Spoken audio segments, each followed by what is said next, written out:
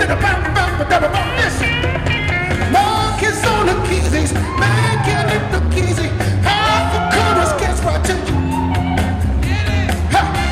Come on. Listen. Hi, and welcome to the music scene. I'm your host, Stephanie DeGraw, and tonight we're talking with Alex BOYE. Thanks for joining us. Oh, it's a pleasure to be here, Stephanie. Thanks so much for the invite. We're glad to finally connect with you. You're a busy guy doing lots of different things. And you guys, oh my gosh, man. Every time I keep calling them, well, let's do Tuesday. No, I'm busy. Filming some superstar.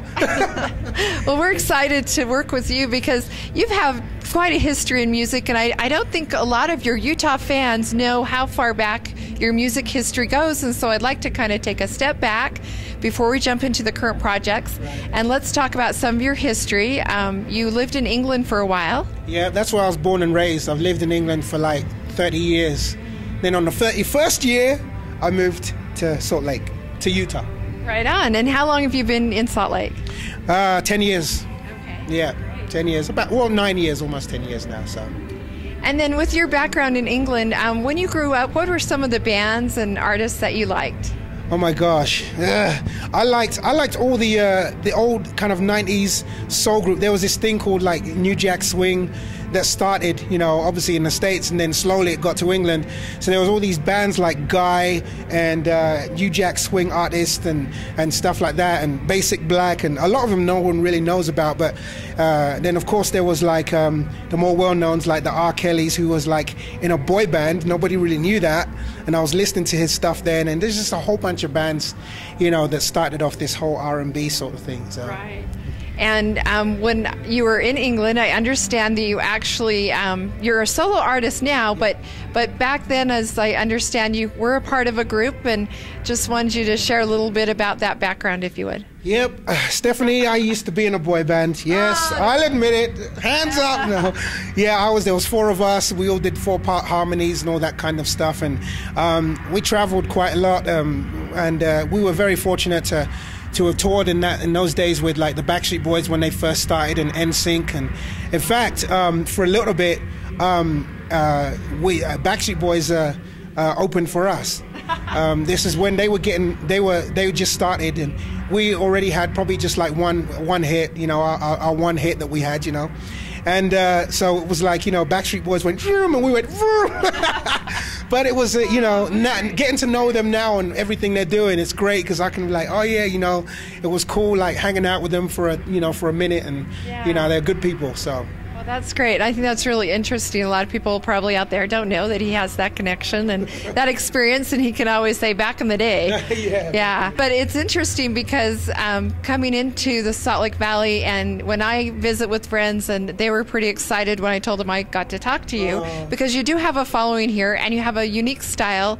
And one thing I've noticed, you're very positive, and that really carries over in the sound of your music and your message. And I also just have to let everyone know too that you have been doing some very nice work for charity, and maybe we could put a plug in for that. Yeah, well, here's the thing. I just always had this idea, you know, I don't see myself as like big fat famous dude like, you know, Avery Watts that you know, I saw that was really cool, by the way. I learned a lot from him. But, you know, but it was like, I'd always said to myself, when I get rich and I get famous, I'm going to go and help people.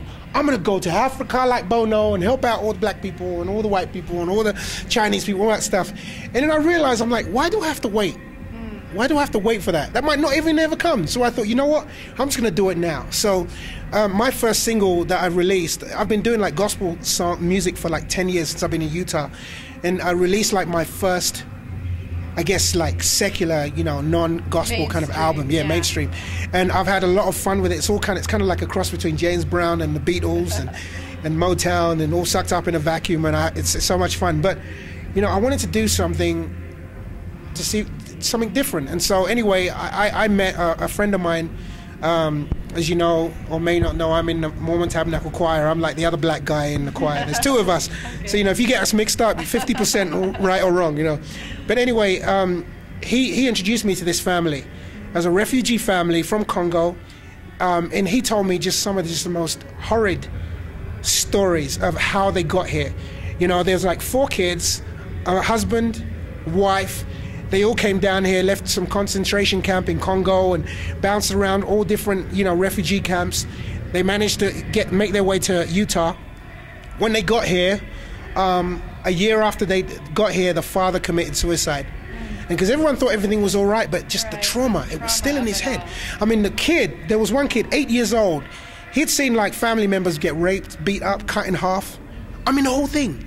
You know, I'm talking about this kind of stuff your worst enemy, you wouldn't even want them to experience. And so I remember just sitting there, and this voice in my head said, you got to help these guys out. And I'm like, what am I going to do? I'm broke. How am I going to help a brother out? You know what I mean? My one-hit wonder song, I spent all the money like 12 years ago. So anyway, I started thinking, well, what can I do? And I always said I wanted to do something with music.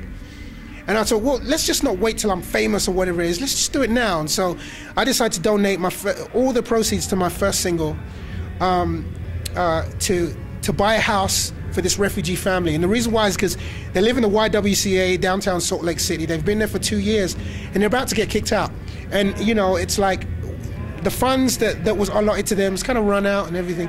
So I thought, you know what? I want to see if I can help. And I thought, I get a chance sometimes to go on like local TV shows and sing songs and stuff. And I thought, why don't I just go and let me do something for once? Like more than just, hey, look at me, I'm singing a song and, you know, want to, you know, this and that. So I just thought, hey, whenever I go on TV or radio, I says, look, buy my first CD, buy my single. 100% of the proceeds goes to buy this family a house. That's it, simple.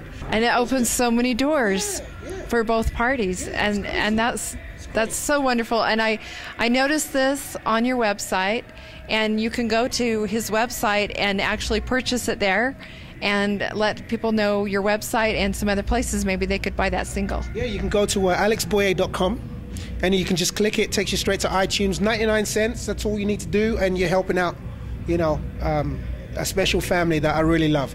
The other place as well, I set up this non-profit, and it's called Home for a Download. It's all one word, Home for a Download.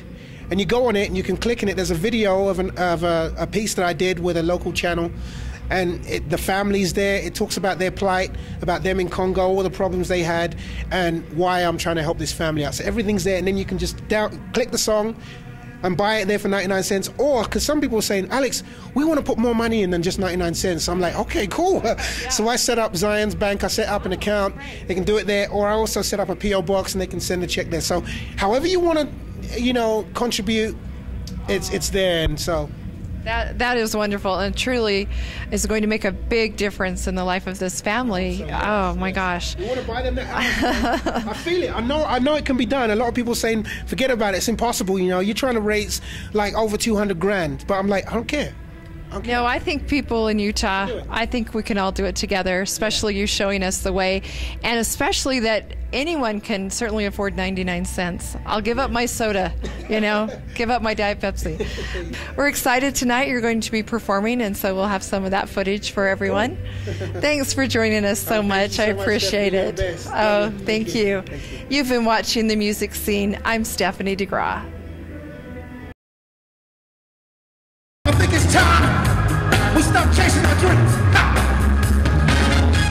Put it aside. Let our dreams stop chasing us. Know what I'm saying? Thinking about the troubles of the day. Hope that it won't always be that way. When you see the sight, you give a girl an eye. Good love is enough to make you cry.